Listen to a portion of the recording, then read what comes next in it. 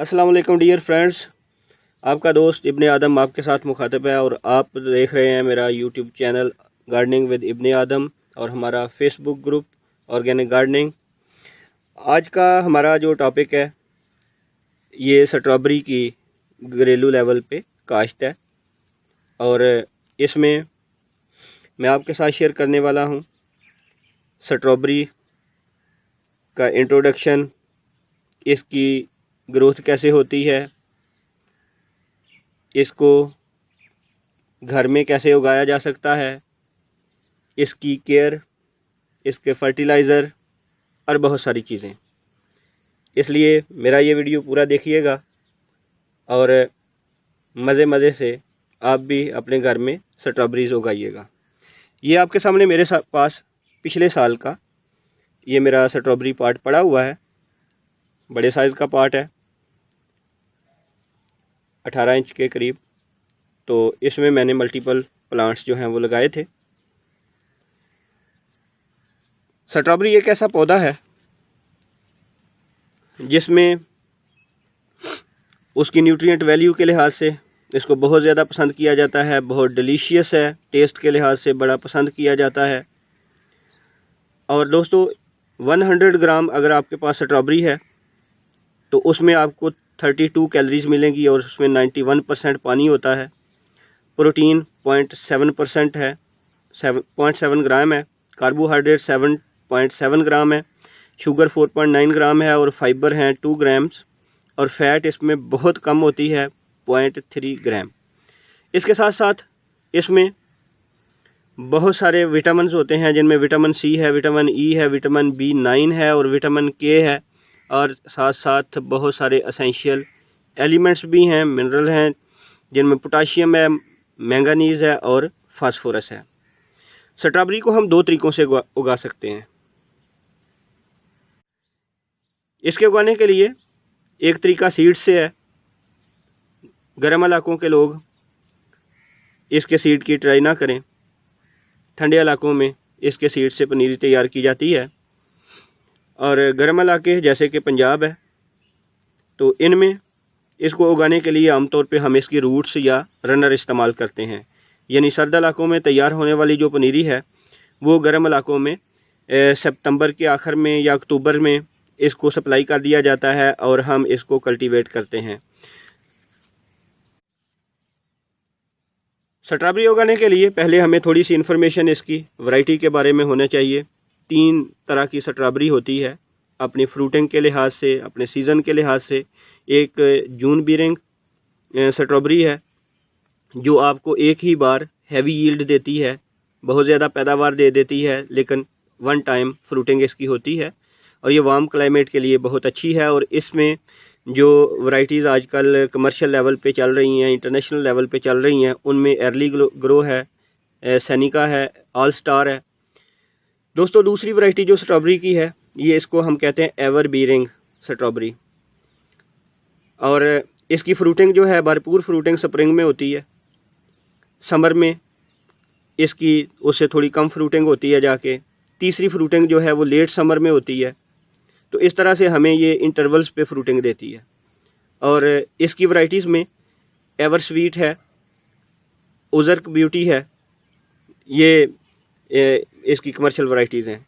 जो तीसरी वैरायटी है स्ट्रॉबेरी में वो डे न्यूट्रल टाइप है। डे न्यूट्रल का मतलब है कि आप इसकी जो फ्रूटिंग है वो सीज़न डिपेंडेंट नहीं होती और ये पूरा साल आपको फ्रूटिंग देती है, मासवाए उस वक्त जब बर्फ़बारी हो जाए। और इसकी जो वैरायटीज़ अवेलेबल हैं उनमें ट्राई स्टार है और ट्राईब्यूट है। तो ये तो स्ट्रॉबेरी की थोड़ी सी इसकी वैरायटी के बारे में मालूमात। अब चलते हैं इससे नेक्स्ट स्टेप पे। दोस्तों स्ट्रॉबेरी की ग्रोथ के लिए जो सबसे अहम बात है, अब चलते हैं उसकी तरफ, और वो है इसकी सबस्ट्रेट की प्रेपरेशन कि इसके उगाने के लिए आपको कौन सी मिट्टी चाहिए। स्ट्रॉबेरी की ग्रोथ के लिए आपको लोमी साइल चाहिए। लोमी साइल वो होती है मैरा ज़मीन जिसमें पानी का निकास आसानी से हो, यानी वो वेल ड्रेन्ड साइल हो। वो साइल जो है वो फ्लफ़ी हो, यानी बुरबरी सी हो, यानी उसके ढेले जो हैं वो ना बने, जिस तरह से आप ये देख रहे हैं अपने सामने कि ये 1 साल से ज़्यादा पुरानी मेरे पास पिछले साल के गमलों की मिट्टी है और अभी तक गमलों से निकालने के बावजूद ये बुरबरी है। इसमें बुरबरी होने की वजह क्या है कि इसमें सिल्ट बहुत ज़्यादा इस्तेमाल की गई है। सिल्ट यानी कि बल मिट्टी जो है, नहर की बल मिट्टी इसमें इस्तेमाल की गई है, इसलिए ये कंपैक्शन नहीं इसकी हुई। गमले से निकालने के बाद भी ये बुरबरी सी साइल है। इस तरह की आपको मिट्टी चाहिए। अगर आपके पास ये नहीं भी है तो कोई बात नहीं, फिर भी आप जो है, जो भी आपके पास गार्डन साइल है, आप उसको भी इस्तेमाल कर सकते हैं। आप इसके साथ साथ जो है वो अगर आपके पास चिकनी मिट्टी है आप उसको भी इस्तेमाल कर सकते हैं, लेकिन उसकी अमेंडमेंट्स करना पड़ेंगी, आपको थोड़ी तब्दील करना पड़ेगी, जिसकी हम बाद में बात करते हैं। तो हम बात कर रहे थे इसलिए कैसी मिट्टी चाहिए। वेल ड्रेन्ड साइल चाहिए, फ्लफ़ी चाहिए यानी बुरबरी मिट्टी चाहिए, और फर्टिलाइज़र उसमें बहुत ज़्यादा होना चाहिए, और एसिडिक नेचर होनी चाहिए यानी तेज़ाबी थोड़ी सी मिट्टी चाहिए आपको, थोड़ी सी तेज़ाबी खसूसियात वाली, और उसमें ऑर्गेनिक मैटर जो है वो भी ज़्यादा होना चाहिए। अब साइल की जो प्रेपरेशन है उसके लिए हम उसमें जो अमेंडमेंट्स करते हैं, यानी स्ट्रॉबेरी की काश्त के लिए मिट्टी को थोड़ा सा जो हम तब्दील करते हैं, सबस्ट्रेट बनाते हैं, तो उसमें क्या करना चाहिए कि अगर आप फील्ड में लगा रहे हैं, अपने खेत में लगा रहे हैं, ज़मीन में लगा रहे हैं, तो उसके लिए जो ऊपर वाली 12 इंच टॉप साइल है उसको आप अच्छी तरह से उसका टिलेज कर लें, उसको अच्छी तरह से नरम कर लें हल चला के। इसकी अच्छी ग्रोथ के लिए जो मिट्टी आप तैयार करें उसमें 35 से 45% तक ऑर्गेनिक मैटर होना चाहिए, यानी नामियाती मादा होना चाहिए उसमें। और इस नामियाती मादे को आप कैसे बढ़ा सकते हैं कि एनिमल मैन्योर इसमें इस्तेमाल कर सकते हैं, यानी मवेशियों का फुजला जो है जो डिकम्पोज़ हो चुका हो, और कंपोस्ट आप इस्तेमाल कर सकते हैं। जो चिकन वेस्ट है, पोल्ट्री फार्म का जो वेस्ट है जो 1 साल से पुराना हो, आप उसको इस्तेमाल कर सकते हैं। हत्ता कि आप लीफ कंपोस्ट को भी इस्तेमाल कर सकते हैं, यानी पत्तों की खाद को भी इस्तेमाल कर सकते हैं। तो ये तो हो गया 35 से 45% तक ऑर्गेनिक मैटर। जिस तरह से ये आप देख रहे हैं मेरे पास ये कंपोस्ट है, तो इसकी इतनी अमाउंट होनी चाहिए। इसके साथ साथ 10 से 15% तक, 10 to 15% तक इसमें वर्मी कोलाइट होना चाहिए। ये मेरे पास जो है ये कोकोपीट और वर्मी कोलाइट और परलाइट, इनका ये मिक्सचर है।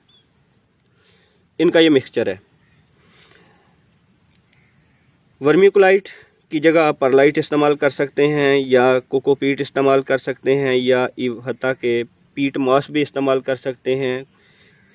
अगर आपके पास इनमें से कोई भी नहीं है तो फिर आप इसकी जगह साडस्ट यानी लकड़ी का जो बारीक बरादा है आप उसको भी इस्तेमाल कर सकते हैं।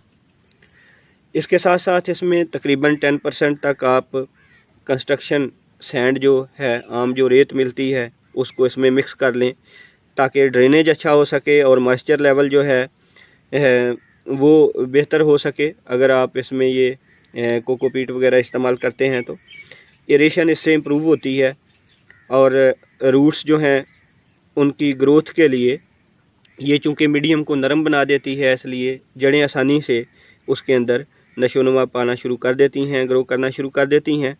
और इसमें 40% तक तकरीबन गार्डन साइल या सिल्ट जो है ये होनी चाहिए। ये इसके कंपोजिशन है कि 35 to 45% तक ऑर्गेनिक मैटर, 10 to 15% तक वर्मीकोलाइट, परलाइट, कोकोपीट, पीट मॉस या साडस्ट, 10% तक इसमें सैंड आप ऐड कर दें। इन सब को अच्छी तरह से मिक्स कर लें।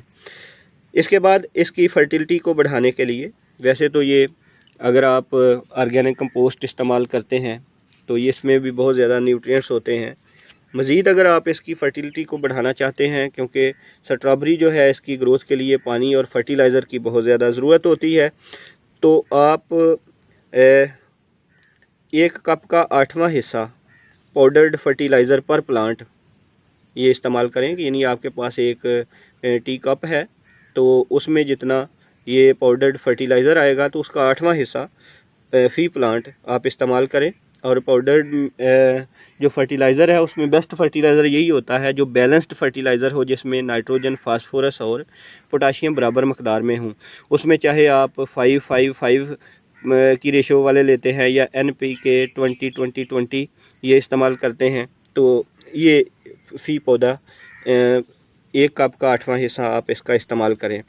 इसके साथ साथ आप अगर इसको ज़मीन में उगा रहे हैं, अपने खेत में उगा रहे हैं, तो फिर 1 से 2 पाउंड तक फर्टिलाइज़र पर 100 स्क्वायर फुट इसकी रिक्वायरमेंट होती है।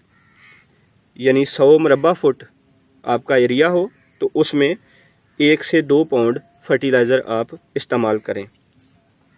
मिट्टी की तैयारी के बाद अब आते हैं नेक्स्ट इसके सेगमेंट की तरफ कि कितनी pH में ये पौधा ग्रो करता है।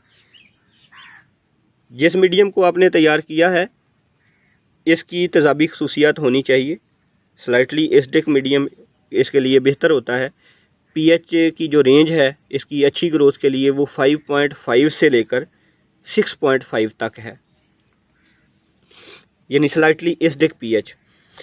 लाइट की रिक्वायरमेंट की अगर हम बात करें तो ये वार्म और सनी लोकेशंस में बेहतर प्लांट ग्रो करता है, यानी इसके लिए भरपूर धूप चाहिए और थोड़ा सा जो है वो गर्म मौसम जो है वो चाहिए इसके लिए।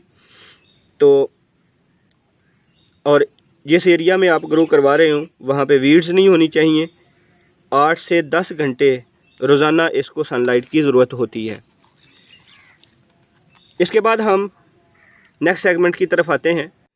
मेरे अक्सर दोस्तों का ये सवाल होता है कि भाई स्ट्रॉबेरी की ग्रोथ के लिए हमें पार्ट का साइज़ कौन सा इस्तेमाल करना चाहिए, यानी कितने इंच का पार्ट जो है हमें इस्तेमाल करना चाहिए, कौन सा पार्ट इस्तेमाल करना चाहिए जो घरेलू लेवल पे स्ट्रॉबेरी ग्रो करवाना चाह रहे हैं।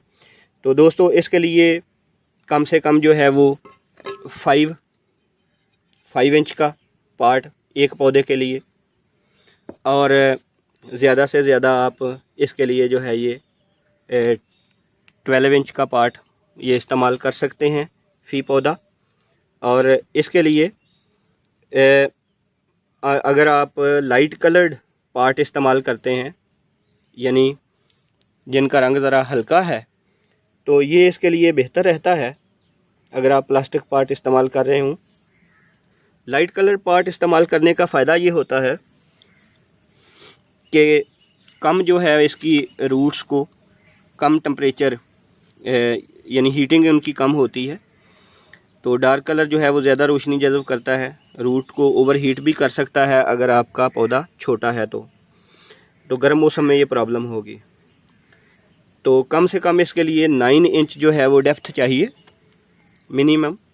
ये जो डेप्थ है ये 9 इंच होनी चाहिए। बहुत सारे पार्ट्स इसके लिए आप इस्तेमाल कर सकते हैं, जिनमें क्ले पार्ट है, प्लास्टिक पार्ट्स हैं, ये प्लास्टिक ट्रेस जो हैं ये भी आप इस्तेमाल कर सकते हैं, जिनके नीचे ये ड्रेनेज होल होते हैं।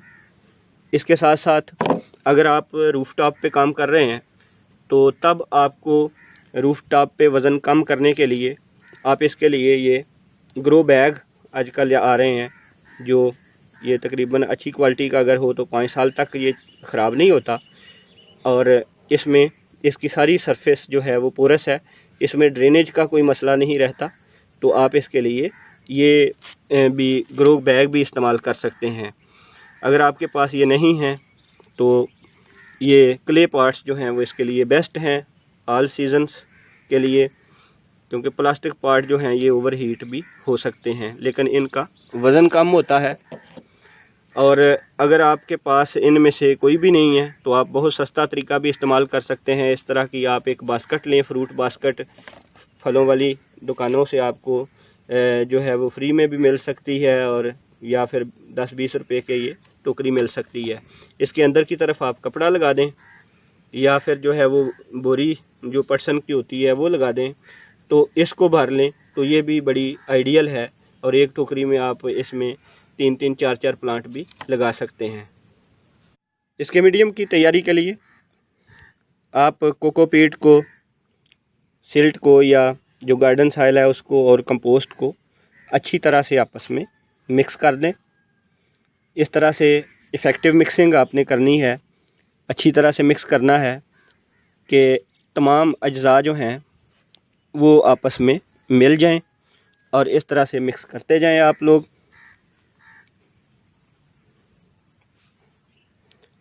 तमाम अज्ज़ा अच्छी तरह से मिलाकर एक हमजिन्स अमेज़ा आप इनका तैयार कर लें।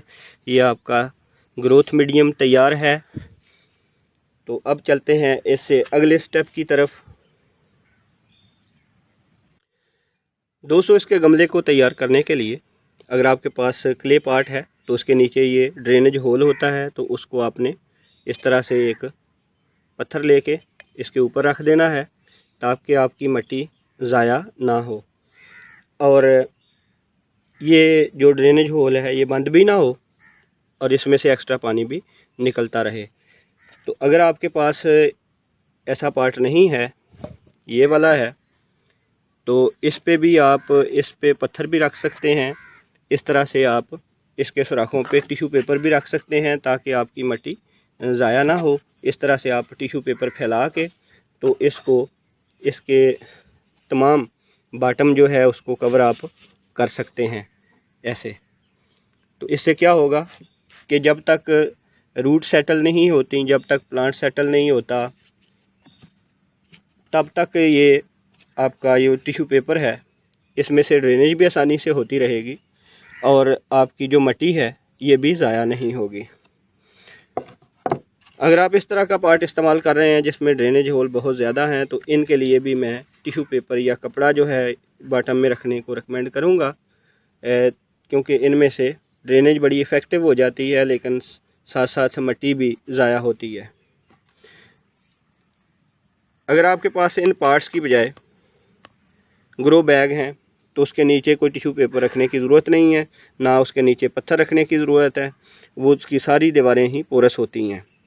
अगर आपके पास बास्केट है तो बास्केट में आप इसके चारों तरफ और इसके पैंदे पे कपड़ा लगा लें या फिर जो है पटसन की बोरी लगा लें। जी तो दोस्तों, हमने इसके ड्रेनेज होल पे ये टिश्यू पेपर ये लगा दिया। तो अब इसमें आप जो है वो भरना शुरू कर दें अपना ग्रोथ मीडियम। अगर आपकी मिट्टी बहुत ज़्यादा क्लेई है यानी उसमें चिकनी मिट्टी है तो आप, और आपका गमला भी बड़ा है, तो आप उस पे उसके पैंदे पे बारीक बजरी की एक तह भी लगा सकते हैं ताकि मुअस्सर जो है वो आपका ड्रेनेज सिस्टम हो। तो इसको आपने भरते वक्त ये ख्याल रखना है कि आप इसको बिल्कुल किनारों तक जो है वो फुल इसको नहीं आपने भरना, ऊपर से आपने कुछ इसकी सतह जो है वो छोड़ देनी है।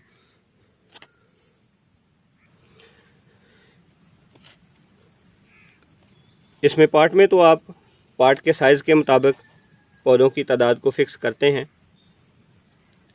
लेकिन अगर आप फील्ड प्लांटेशन कर रहे हैं, आप अपने खेत में लगा रहे हैं, तो फिर प्लांट टू प्लांट जो डिस्टेंस है, एक पौधे का दूसरे पौधे से जो फासला है वो 12 से 18 इंच रखा जाता है उनकी अच्छी ग्रोथ के लिए।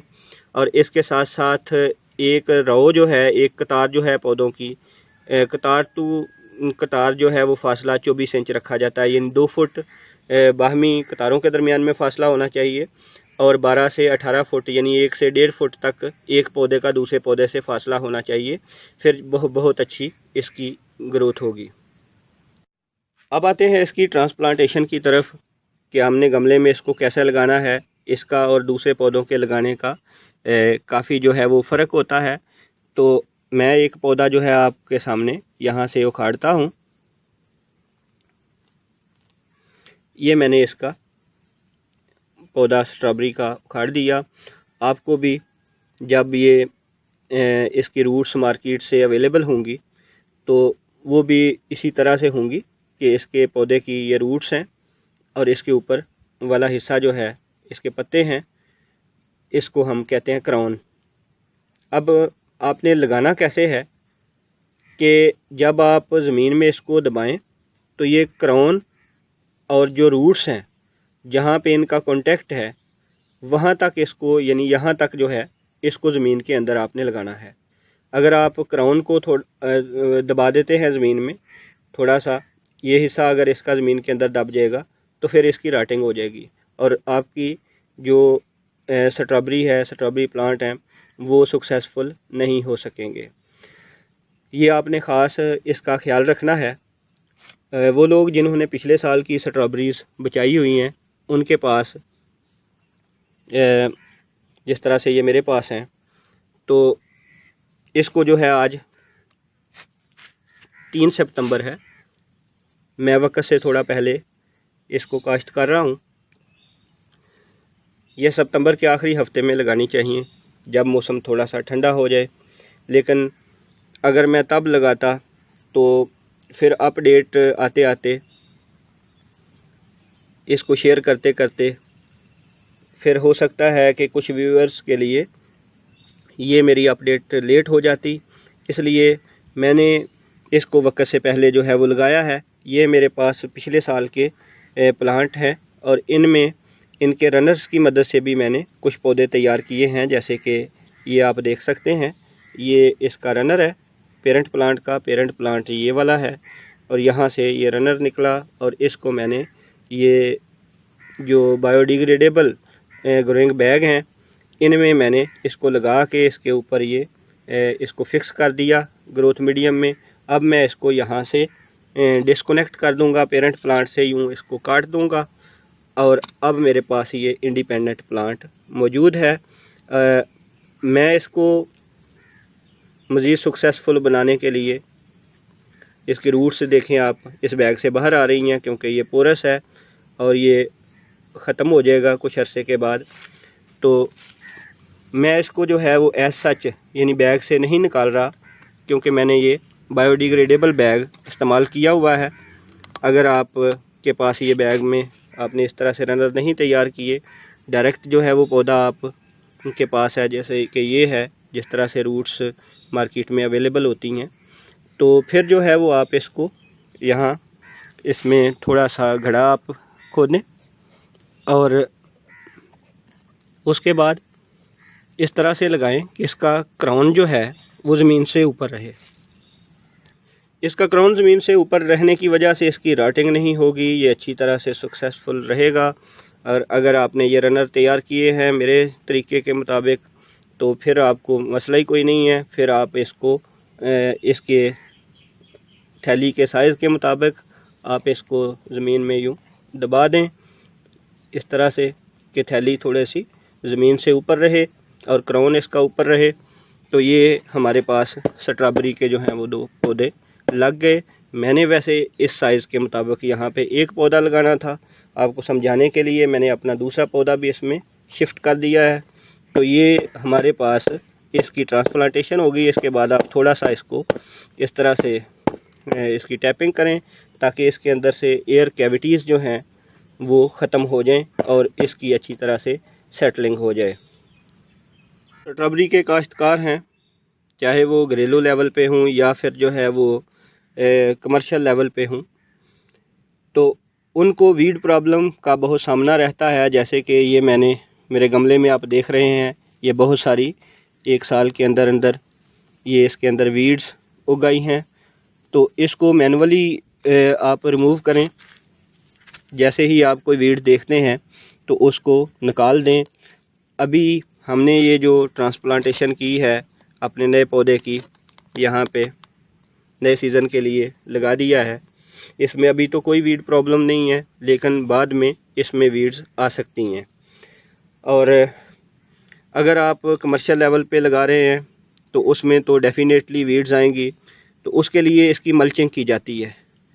कमर्शियल लेवल पे या फार्मर लेवल पे तो ब्लैक पेपर जो है रेज्ड बेड के ऊपर वो पहले चढ़ा दिया जाता है, उससे फ्रूट जो है उसकी भी राटिंग नहीं होती और वीड्स जो हैं वो भी इतनी आसानी से नहीं निकलती। अगरचे कुछ जैसे डीला वगैरह है ये उसको फाड़ के भी पेपर को बाहर आ जाते हैं, लेकिन ज़्यादातर जो वीड्स हैं वो उसमें से नहीं निकलेंगी और फ्रूट तक डायरेक्ट मॉइस्चर नहीं पहुंचेगी और फंगल अटैक भी उस पर कम रहेगा। मल्चिंग का ये फ़ायदा है।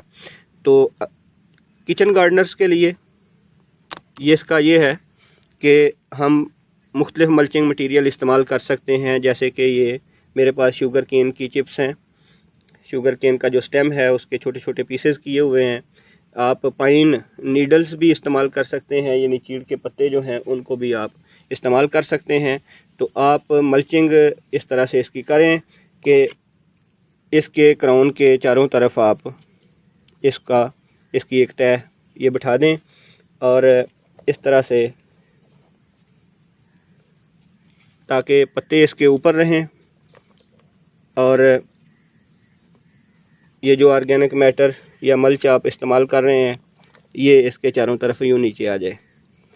अब इसका फ़ायदा क्या होगा कि आपका पौधा जो है ये इसके ऊपर ग्रो करना शुरू कर देगा, लेकिन जब फ्रूटिंग होगी तो आपके फ्रूट डायरेक्ट इसको टच नहीं करेंगे।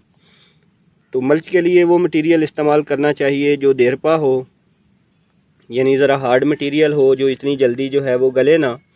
मल्चिंग का एक और फ़ायदा भी होता है कि आप जो इसको पानी देते हैं, ख़ास तौर पे गमलों में ये प्रॉब्लम होता है कि बहुत जल्दी पानी की या तो ड्रेनेज हो जाती है या वो एवेपोरेट हो जाता है, गमला आपका खुश्क हो के पौधा स्ट्रेस में आ जाता है। तो अगर आप ये मल्च इस्तेमाल करते हैं तो नमी भी बरकरार रहेगी। और अगर ऑर्गेनिक मल्च इस्तेमाल कर रहे हैं, यानी प्लास्टिक की बजाय आप इस तरह के मटेरियल इस्तेमाल कर रहे हैं, तो इनकी बहुत स्लो डिकम्पोजिशन होगी और जैसे जैसे डिकम्पोज होगा ये, तो ये आप के पौधे को मज़ीद न्यूट्रिएंट्स भी प्रोवाइड करेगा, मज़ीद खाद भी प्रोवाइड करेगा। तो इसके लिए आप इस तरीके से घरेलू लेवल पे स्ट्रॉबेरी को लगा सकते हैं। अब इसके फाइनल स्टेप पे आप इसको पानी दें और इसके लिए पहली बार जो है वो बारीक शावर इस्तेमाल करना चाहिए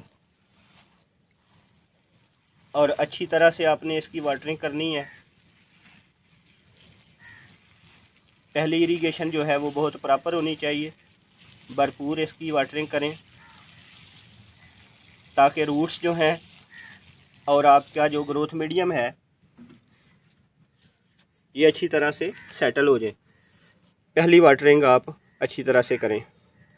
आप मल्च ऐड करने से पहले भी वाटरिंग कर सकते हैं, मल्च के बाद भी वाटरिंग कर सकते हैं, क्योंकि मल्च जब आपने डाल दिया है तो अब दिन ब दिन जैसे जैसे आप वाटरिंग करेंगे तो मल्च के ऊपर से ही आपको करना पड़ेगी। तो ये तो दोस्तों इसका एक प्लांट मैंने या 2 प्लांट आपके सामने ट्रांसप्लांट किए हैं। इस तरीके को इस्तेमाल करते हुए आप मेरी तरह और भी प्लांट लगाएं और अपनी घरेलू लेवल पे स्ट्रॉबेरी की ज़रूरियात को पूरा करें।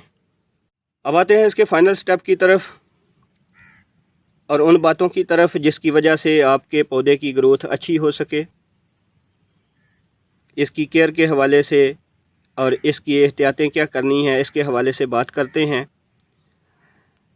तो इसकी केयर के लिए आप थ्रू आउट सीज़न, फ्रूटिंग से पहले भी और फ्रूटिंग के बाद भी, इस पे 3 ml नीम ऑयल पर लीटर हर 15 दिन के बाद इसका स्प्रे आप करें और इसके साथ साथ हर 10 दिन के बाद 3 ग्राम NPK 20-20 पर लीटर, यानी 1 लीटर में 3 ग्राम आपने पाउडर्ड फर्टिलाइज़र डालना है, अच्छी तरह से मिक्स करना है और हर 10 दिन के बाद इनका स्प्रे कर देना है। इसके साथ साथ आप इसकी फर्टिलिटी को बढ़ाने के लिए मज़ीद अगर चाहते हैं आपका फ्रूट शाइनी हो, हेल्दी हो, तो इसके लिए आप कंपोस्टेड एग शेल्स का भी इस्तेमाल कर सकते हैं। डायरेक्ट एग शेल आप ना डालें, उससे इसमें पैथोजन आ जाएंगे, क्योंकि उसके अंदर जेलेटिन होती है जिस पे बैक्टीरिया ग्रो करते हैं और आपके प्लांट की हेल्थ को ख़राब कर सकते हैं। इसलिए पहले एग शेल की कंपोस्टिंग करें या फिर शेलफिश शेल्स जो हैं वो भी आप यूज़ कर सकते हैं कैल्शियम के सोर्स के तौर पे, इसलिए इनकी पहले कंपोस्टिंग ज़रूरी है। जो आपने एहतियातें करनी हैं उनमें ये करना है कि कभी भी आप साइल को बहुत ज़्यादा सोगी ना बनाएं, यानी वाटर लॉग ना बनाएं, इसमें ज़रूरत से ज़्यादा पानी नहीं खड़ा रहना चाहिए और बिल्कुल ड्राई भी नहीं होनी चाहिए।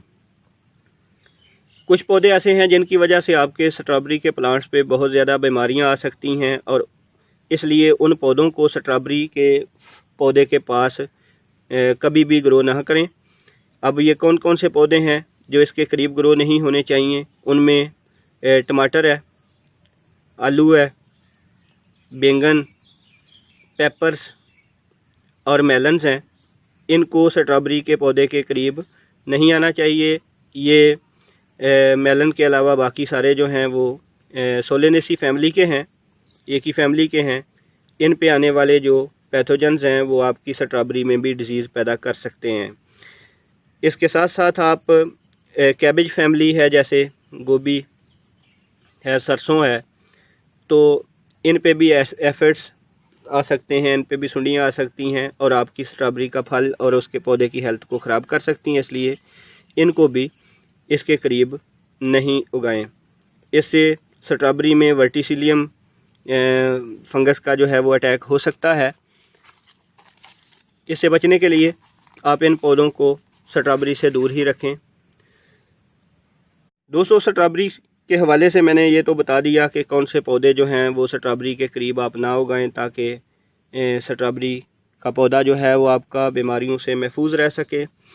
तो आज एक और इन्फॉर्मेशन आपके साथ शेयर करते हैं कि स्ट्रॉबेरी के कुछ कंपेनियन प्लांट्स भी हैं। यानी अगर उन प्लांट्स को आप स्ट्रॉबेरी के करीब उगाते हैं, तो उनसे आपके स्ट्रॉबेरी के पौधे पे आने वाले जो इंसेक्ट्स हैं या पैथोजन्स हैं वो काफ़ी हद तक कम हो जाएंगे, उन पौधों की तरफ अट्रैक्ट हो जाएंगे और आपके स्ट्रॉबेरी की पैदावार अच्छी आएगी। उन कंपेनियन प्लांट्स में बोरेज हर्ब है, बोरेगो ऑफिसिनेलिस, इसको आप उगा सकते हैं। बुश बीन्स फेजियोलस जो है इसको उगा सकते हैं। ये बीटल्स का अटैक नहीं होने देगा और बीन्स जो हैं इनकी वजह से आपकी ज़मीन जो है उसमें नाइट्रोजन फिक्सिंग बैक्टीरिया भी ज़्यादा हो जाएंगे। इसके साथ साथ कैरावे है, कैरम कार्वी, ये पैरासिटिक वेस्प जो होती हैं, भेड़ें जो होती हैं, उनको, और पैरासिटिक फ्लाइज, ऐसी मक्खियाँ जो दूसरों को प्रेडेटर्स हैं, ये उनको अट्रैक्ट करते हैं और स्ट्रॉबेरी के पेस्ट जो हैं ये वेस्प खा जाती हैं। ये फ्लाइज जो हैं स्ट्रॉबेरी के पेस्ट को खा जाएंगी। आपका स्ट्रॉबेरी का प्लांट इससे महफूज रहेगा। अगला पौधा जो जिसकी हम बात कर रहे हैं वो लुपिनस है। बहुत ब्यूटीफुल फ्लावर्स इसके होते हैं, तो उसको भी अगर आप इसके साथ करीब उगाते हैं या इसके साथ उगाते हैं तो ये हनी बीज़ को अट्रैक्ट करेगा और हनी बीज़ की वजह से पोलिनेशन ज़्यादा होगी। आपका स्ट्रॉबेरी का फ्रूट जो है बहुत अच्छा आएगा। और लुपिनस प्लांट चूँकि लेग्यूमिनस प्लांट है, फलीदार पौधा है, इस वजह से ये आपके पौधे की मिट्टी या आपके ज़मीन की जो सेहत है उसको भी बढ़ाएगा। उसमें नाइट्रोजन पैदा करने वाले जो बैक्टीरिया हैं उनको भी ये तेज़ करेगा, उनकी पैदावार भी बढ़ाएगा। तो इस तरह से ये कंपेनियन प्लांट्स को आप इस्तेमाल कर सकते हैं। एलियम जो है, जिसको हम प्याज कहते हैं, इसको भी अगर इसकी इंटरक्रॉपिंग आप कर दें तो फिर काफ़ी हद तक इसके निकलने वाले एरोमेटिक कंपाउंड से आपके स्ट्रॉबेरी पे अटैक कम हो जाता है। दोस्तों, इसकी अपडेट के साथ आपके साथ दोबारा से हाज़िर होंगे। और जो लोग ये वीडियो देख रहे हैं उनसे गुजारिश है कि अगर अभी तक उन्होंने मेरा ये चैनल सब्सक्राइब नहीं किया या हमारा ये ग्रुप ज्वाइन नहीं किया है तो वो मेरा चैनल सब्सक्राइब कर लें, हमारा ग्रुप जो है वो ज्वाइन कर लें, ताकि उनको मज़ीद अच्छी अपडेट्स जो हैं वो मिलती रहें। मेरे चैनल का, यूट्यूब चैनल का नाम है गार्डनिंग विद इब्ने आदम, और हमारा फेसबुक ग्रुप जो है ऑर्गेनिक गार्डनिंग। इसको आप याद रखिएगा। अपना बहुत ख्याल रखिएगा। Take care, stay blessed. अल्लाह हाफ़िज़।